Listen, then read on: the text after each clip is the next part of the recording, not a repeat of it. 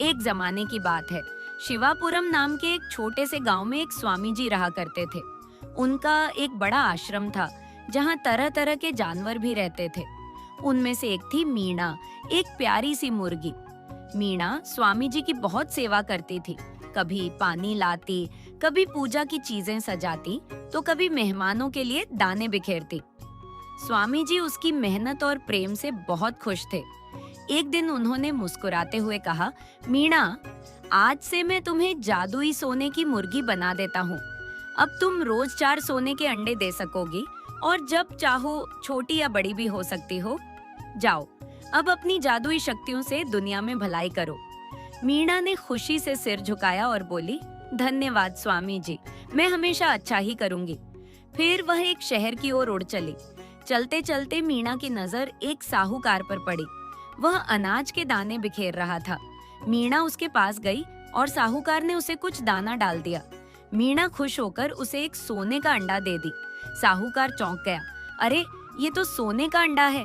अगर मैं इसे पकड़कर काट दूं, तो इसके पेट में और भी अंडे होंगे। वह तुरंत मीणा के पीछे भागा, लेकिन मीणा झट से गायब हो गई। कुछ दूर जाकर मीणा एक पहलवान को देखती है। वह कसरत कर रहा था।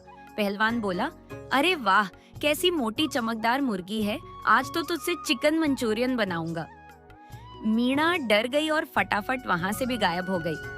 थोड़ी दूर चलने के बाद वह एक सब्जी वाले किरण के पास पहुंची। किरण बहुत ही अच्छा आदमी था।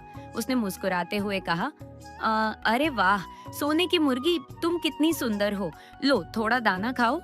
किरण के प्यार और सच्चे दिल को देखकर मीणा ने उसे भी एक सोने का अंडा दिया।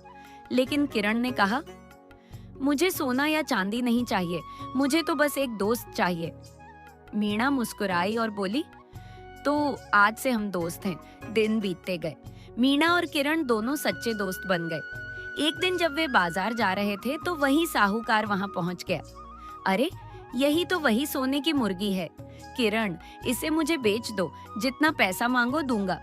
किरण ने कहा, नहीं, ये मेरी दोस्त है, मैं इसे नहीं बेच सकता। साहूकार बोला, ठीक है, तो मेरे पैसे लौटा दो, नहीं तो तुम्हारा घर मुझे दे दो। बेचारा किरण मजबूर था। उसने घर के कागज साहूकार को दे दिए। यह देखकर मीणा की आंखों में आंसू आ गए। तभी अचानक वह जादुई चमक से भर उठी और एक विशाल सोने की मुर्गी घर में बदल गई। उसने कहा, किरण, उदास मत हो। अब तुम मेरे इस विशाल जादुई घर में रहो। इसमें तुम्हारे लिए सब कुछ तैयार है। और इस तरह किरण उस विशाल जादुई सोने की मुर्गी के घर में खुशी खुशी रहने लगा।